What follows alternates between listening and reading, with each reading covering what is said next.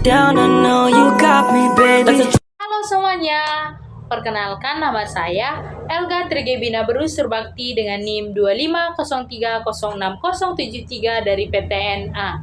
Di sini saya akan membuat tugas dari mata kuliah Anatomi dan Fisiologi Ternak dengan dosen pengampu Ibu Insinyur Tati Vidianasari SPT MP IPM. Jadi pada kesempatan kali ini saya akan membuat penjelasan mengenai proses pernapasan pada ternak unggas. Di mana di sini saya memiliki preparat organ pernapasan pada Gallus domesticus. Untuk lebih jelasnya lagi juga di sini saya memiliki gambar organ pernapasannya. Namun sebelum kita membuat penjelasan mengenai proses pernapasan itu, kita akan membahas terlebih dahulu sifat daripada paru-parunya. Di mana paru-parunya itu bersifat kaku, tidak ada mengembang dan mengempis seperti pada kita manusia. Jadi yang bertugas mengembang dan mengempis yaitu kantung udara ataupun air saks. Di mana pada unggas dia memiliki 9 kantung udara, terdiri dari 2 servikal, 1 clavikular, 2 anterior torasik, 2 posterior torasik, dan 2 abdominal. Kantung-kantung ini bekerja seperti alat tiup yang memompa udara agar terus mengalir melewati paru-paru.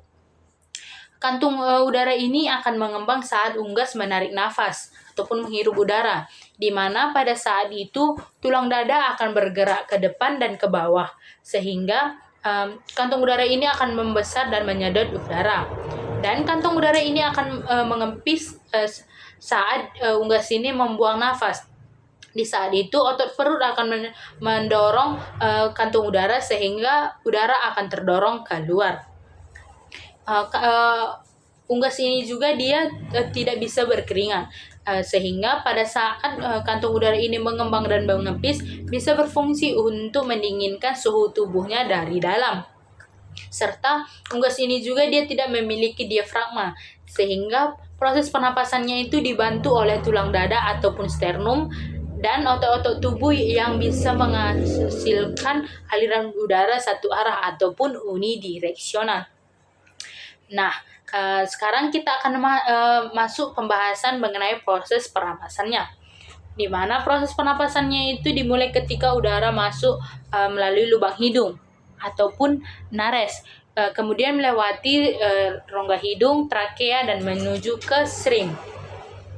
Sring ini merupakan organ penghasil suara yang terletak di percabangan trakea menuju ke bronkus, di mana suara itu dihasilkan akibat getaran membran saat udara melewatinya. Selanjutnya dari sring ini udara akan masuk ke bronkus. Pada inspirasi pertama, udara segar yang kaya oksigen itu sebagian akan dialirkan ke kantong udara posterior, yaitu abdominal air sacs dan posterior torasik air sacs, dan sebagian kecil akan dialirkan ke paru-paru. Pada proses ini udara belum banyak mengalami pertukaran gas. Kemudian pada ekspirasi pertama, udara dari kantong posterior ini akan didorong ke paru-paru, tepatnya itu ke parabronkus, yang merupakan tempat utama terjadinya pertukaran gas dengan sistem cross current, yaitu aliran darah dalam kapiler ini akan berpotongan dengan aliran udara sehingga penyerapan oksigennya itu menjadi sangat efisien.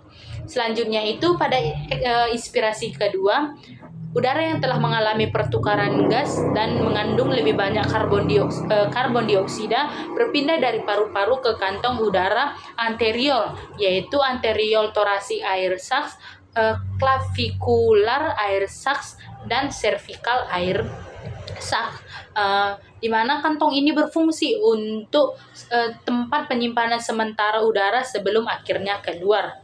Pada tahap terakhir yaitu ekspirasi kedua, di mana udara yang kaya akan karbon dioksida ini akan dikeluarkan kembali melalui bronkus, melewati sring, trakea, rongga hidung, dan sebelum akhirnya dikeluarkan melalui lubang hidung ataupun nares.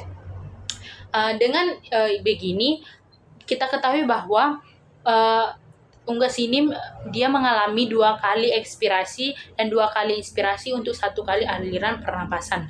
Dengan ini paru-paru akan selalu mendapatkan udara bersih dan tidak bercampur dengan udara sisa. Dan dengan sistem ini juga kita ketahui bahwa unggas ini dia memiliki aliran pernapasan satu arah. Sekian penjelasan saya mengenai proses pernapasan pada unggas. Terima kasih.